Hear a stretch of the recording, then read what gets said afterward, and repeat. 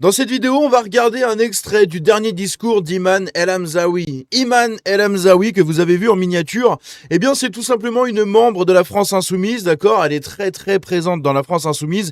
Elle fait partie du pôle antiracisme de leur parti.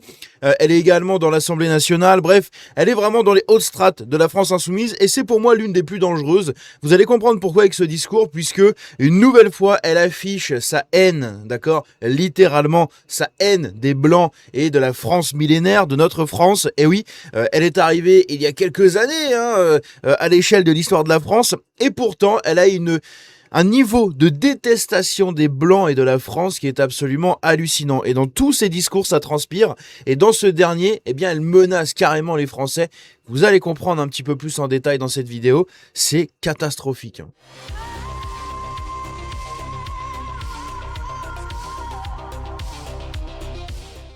Donc, Iman El Hamzaoui, eh bien, c'est cette femme juste ici que vous voyez.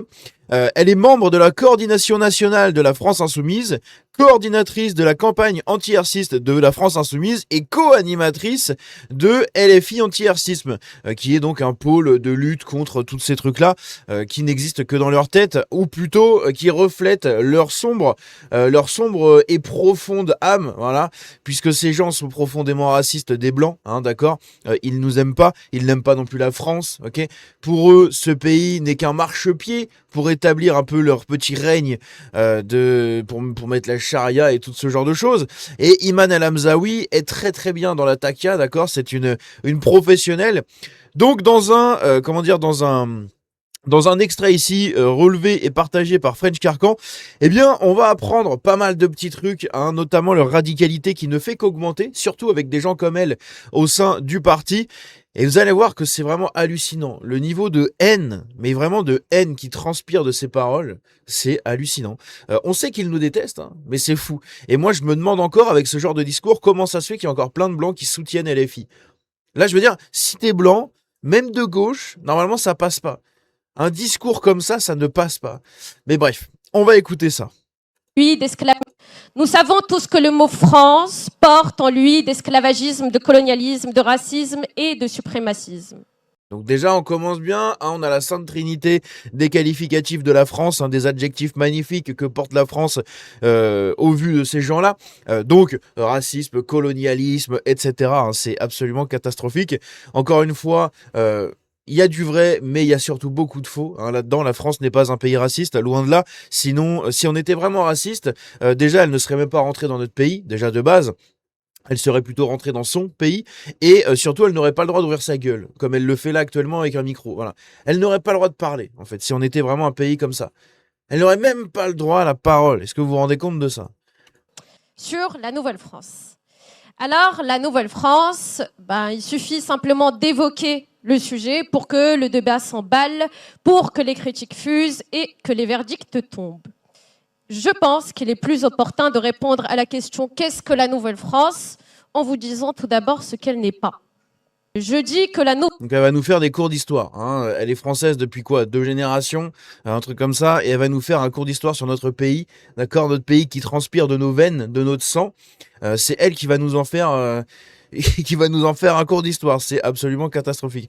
Et j'ai pas précisé aussi, mais elle, c'est un peu comme Bali Bagayoko, c'est-à-dire que il parle très bien, il présente bien, ce sont de grands orateurs et en plus elle, c'est une femme, elle est plutôt normale de visage, hein, je veux dire c'est pas Mathilde Panot non plus, donc elle a un visage qui passe partout, elle parle très bien, elle a pas d'accent, vous voyez, elle s'exprime bien dans un beau français, hein, elle parle correctement, donc c'est ce qui fait en fait que ces gens peuvent être mises en avant un peu partout puisque ils sont pas dans le cliché comme une Rachel Keke, une Danielle Obono, je ne sais quoi, où tu sais il y a l'accent un peu derrière, etc. Ici vraiment, elle passe mais crème en fait pour la plupart des gens et c'est ce qui fait que ces gens sont hyper dangereux, comme Bali Bagayoko. Je veux dire, il a pas un pet d'accent, il a rien. Hein. Donc quand il se présente comme ça, en fait.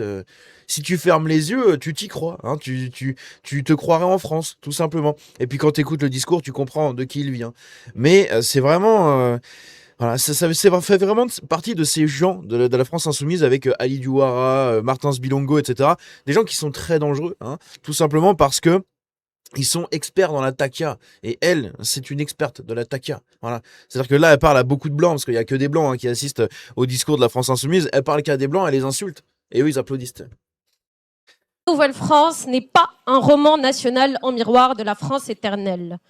Cette dernière est une fable, pas un passé.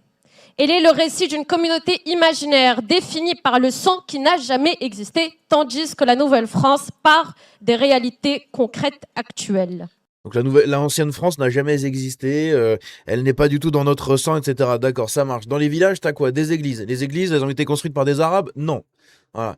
Pendant que nous, on construisait des Arabes, ils étaient encore en train d'enculer des chèvres. Donc à un moment, ça suffit en fait. Plus encore, la France éternelle est projection dans un passé fantasmé, la Nouvelle-France est projection dans un avenir possible. Je dirais que l'extrême droite lutte contre le nouveau pour conserver le chancelant. La Nouvelle-France est l'expression du nouveau pour briser les résistances qu'il rencontre dans son développement. Pour les plus habiles, la Nouvelle-France serait un concept identitaire et essentialisant.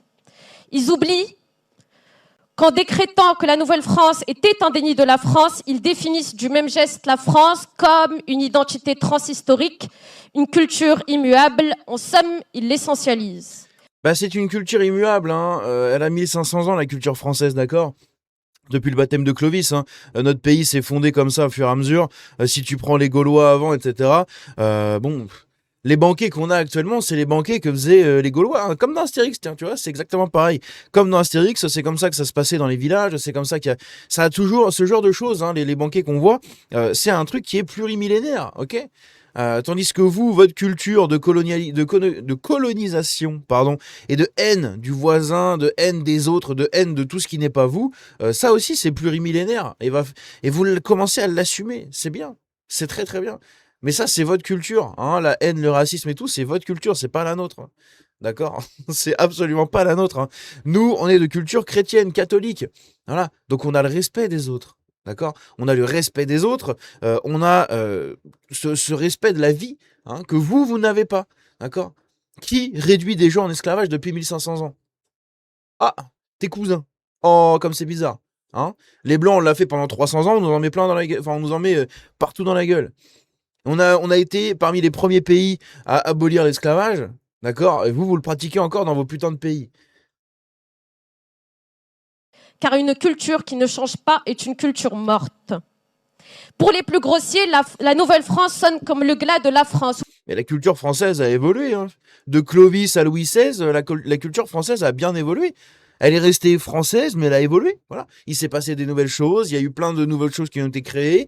La France a évolué. Hein. En 1500 ans, elle a évolué.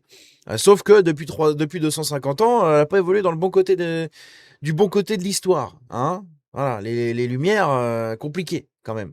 Ou plus précisément de leur France, celle dont ils jouissent exclusivement, qui est leur seul titre de gloire, et où les droits se mesurent à la profondeur des racines familiales dans le sol hexagonal. Oui. Et là, tu peux chialer, tu peux sortir tes petits mouchoirs. Hein, petite raciste que tu es. Tu peux sortir les mouchoirs. Ça t'emmerde, hein. Ça t'emmerde que des gens en France puissent avoir 1500 ans de racines dans leur pays. Hein, voire beaucoup plus. Hein. Il y a des gens qui n'ont pas bougé. Hein. Leurs ancêtres n'ont pas bougé depuis 2000 ans. D'accord? Ils étaient gaulois, ils se sont peut-être déplacés. Ils se sont peut-être déplacés de 1 ou 2 départements et c'est tout. Hein. Et encore. Et encore. Toi, par contre, compliqué. Hein, je sais pas de quel pays tu es, et en vrai, je m'en bats les couilles. Mais tu es du Maghreb, hein, dans ces eaux-là, ou du Moyen-Orient, ou ce genre de choses. Tes racines, elles ont changé un peu partout dans tous les sens. Hein. Tu n'as pas d'attache de 1500 ans sur une seule terre. Hein, vous avez été, si tu viens du Maghreb, vous avez été colonisé par les descendants de la péninsule arabique. Hein, voilà. Vous avez été colonisé par ces gens et maintenant vous colonisez un autre pays hein, que vous dites vous-même vous qualifiez ce nouveau pays de de pays colonialiste et tout alors que vous faites exactement ce que vous reprochez. Donc c'est assez lunaire hein, mais tu peux pleurer si tu n'as pas d'attache de tes racines, c'est pas notre putain de problème. D'accord? Nous on a un pays qu'on a développé pendant 1500 ans. C'est pas d'accord, c'est pas grâce à toi et à tes ancêtres hein, qu'on l'a fait. La France n'a pas attendu l'immigration massive et le regroupement familial pour enfin développer son pays. D'accord? Quand vous êtes arrivé, on vous a tout donné, il y avait tout à disposition. Et vous avez tout pompé parce que vous ne produisez rien, vous êtes bon à rien et vous êtes juste là pour sucer ce que les gens ont à vous donner. Voilà. C'est On devrait faire autre chose, hein. Donc vous êtes venu, le pays vous a tout donné et vous continuez à l'insulter. Voilà. Et après vous pleurez parce que vous en avez de moins en moins. On comprend pas. Ça prouve vraiment que là-haut, il y a des trucs qui marchent pas trop bien, hein. Ça prouve vraiment que là-haut, ça marche pas, hein. C'est hallucinant. Ceux-là ont raison d'avoir peur et on leur reconnaît une certaine lucidité. Et puis moi, je serais vous, j'aurais un peu honte. J'aurais un peu honte de marcher, que mon parti politique marche et soit efficace comme il l'est actuellement, hein, même si vous n'êtes pas excessivement efficace, mais vous l'êtes suffisamment pour nous emmerder, ça il faut bien l'avouer, mais j'aurais honte, hein, que ça soit grâce à des Blancs. C'est-à-dire que c'est même pas grâce à vos communautés que vous arrivez à prendre le pouvoir au fur et à mesure en France, à prendre des villes ou des trucs comme ça, aux dernières municipales. Je veux dire, sans les Blancs, vous n'aurez rien fait. Donc en fait, c'est encore une fois grâce aux Blancs que vous faites des trucs. C'est intéressant ça aussi, hein. Parce que c'est quelque chose qu'il faut vraiment le comprendre, hein. Les Arabes en France, et les Noirs, on les met dedans, hein, puisque dans leur pays d'origine, ils ne peuvent pas se piffrer, hein, loin de là, il y en a un qui met toujours des chaînes à l'autre, hein, c'est bizarre. Mais si tu prends ce qu'ils font en France, ils arrivent à s'unir parce que l'ennemi de mon ennemi est mon ami. Enfin, oui, c'est ça, l'ennemi de mon ennemi est mon ami. Donc, en France, ils arrivent à se mettre ensemble, d'accord. Dans les cités, ils cohabitent pour chasser les Blancs. Et une fois qu'il y aura plus de Blancs, bah, c'est ce qui se passe des fois dans certaines cités. Et là, ils commencent à se refoutre sur la gueule. Eh oui, t'as les gènes qui parlent, hein. Au bout d'un moment, c'est en intraveineuse, hein, la haine qu'ils se vouent depuis, depuis des milliers d'années, ces gens. Et du coup, quand ils arrivent en France, en fait, ils arrivent à avoir des places de maire, à faire 10% dans les élections, à faire ce genre de choses, à avoir des places sur les plateaux télé parce que c'est des blancs qui leur donnent. C'est-à-dire que sans les blancs, ils auraient rien. Donc, ils arrivent en France, les blancs leur donnent tout. Ils utilisent ce que les blancs leur donnent pour nous insulter. Et ensuite, grâce aux blancs, ils arrivent à créer des partis qui évoluent. Parce qu'il n'y a que des blancs qui votent pour vous, hein, des boomers. Voilà. Les boomers, les gauchistes de 20 piges, là, les étudiants, etc. La Nouvelle-France ne vote quasiment pas. Elle en a rien à foutre. Ils ont pas cette culture du vote comme nous on l'a en France depuis 200 ans, quoi, en gros. Donc y a pas ce truc-là, d'accord. Il y a pas ce truc-là. Dans tous ceux qui arrivent, ils ont découvert le droit de vote il y a 2 ans. Ça n'existe pas dans leur pays, hein. T'as un mec qui arrive et dit ça c'est à moi, hop, donnez les sous, voilà, basta. Tu regardes ce qui s'est passé au Mali, au Sénégal, etc. C'est toujours la même chose. Donc c'est incroyable. En fait, vous arrivez à avoir ce que vous avez uniquement grâce aux blancs. Clairvoyance. Leurs cris sont les soupirs de ceux qui voient leur hégémonie flétrir. Nous devons faire voler en éclats l'illusion de la fatalité et dévoiler la conflictualité de la société par l'instauration d'un clivage horizontal entre eux et nous. Magnifique. Elle veut instaurer un clivage entre nous et eux. Bon, c'est déjà le cas, hein. Le clivage, on l'est déjà, hein. C'est l'amour du pays ou la détestation du pays. Voilà. Puis c'est que nous, on est chez nous, hein. On n'a pas eu besoin de quitter un autre pays. Non, nos ancêtres ont développé notre pays et à la base, on était censé le redévelopper. Sauf que vous êtes venus, vous avez foutu le bordel parce que vous ne savez rien faire à part foutre le bordel partout où vous allez, hein. Vous sortez dans la rue pour célébrer une victoire de foot, c'est le bordel. Vous sortez dans la rue pour faire un meeting, c'est le bordel. Vous sortez dans la rue pour vous amuser sous la canicule, hein. Les gens, en temps normal, quand il y a une canicule, ils vont se baigner, ils profitent du soleil. Non, vous sortez, vous foutez le bordel, hein, vous agressez des gens, vous arrosez des flics, vous emmerdez la population locale. Bref, vous n'êtes bon qu'à ça, en fait, de toute manière. Partout où vous allez, vous n'êtes bon qu'à foutre le bordel, hein. C'est ce que vous faites, H24. Les chiffres parlent, les arrestations qu'il y a parlent dans ce sens, d'accord. Avant vous, la France était un paradis sur Terre. Elle l'est toujours, mais ça devient de plus en plus un trou à merde, ok. Ça devient littéralement un trou à merde, comme tous les coins d'où vous venez. Parce que vous ne savez pas produire. Vous sauriez produire des choses, et développer des choses, et construire des choses, vous l'auriez fait dans vos pays. Sauf qu'il a fallu attendre que la France arrive en Algérie pour que ça devienne un pays normal pendant quelques années, avant que ça redevienne ce que c'est actuellement. Voilà. Et ça, je prends l'exemple pour l'Algérie. Le seul pays qui s'en sort à peu près, c'est le Maroc. Voilà. Parce que le Maroc, ils ont réussi à brancher leur cerveau et à faire quelque chose de leur pays. Et ils en font toujours quelque chose actuellement de leur pays. C'est le seul truc potable qu'il y a dans le coin. D'accord. C'est le seul truc. Et encore une fois, grâce à quoi? Grâce au tourisme des Blancs, hein, beaucoup. On en revient toujours pareil, hein. C'est bizarre, hein. Oh la vache, c'est absolument incroyable. Bref, n'hésitez pas à me donner votre avis sur tout ça dans cette vidéo, mais c'est absolument scandaleux. Ces gens ont une haine, mais une haine si profonde de ce que nous sommes. C'est vraiment, c'est abominable. C'est ignoble. Bref, dites-moi ce que vous en pensez dans les commentaires. Vive la France, messieurs, dames. Vive le Christ. Ciao. Et prenez soin de vous.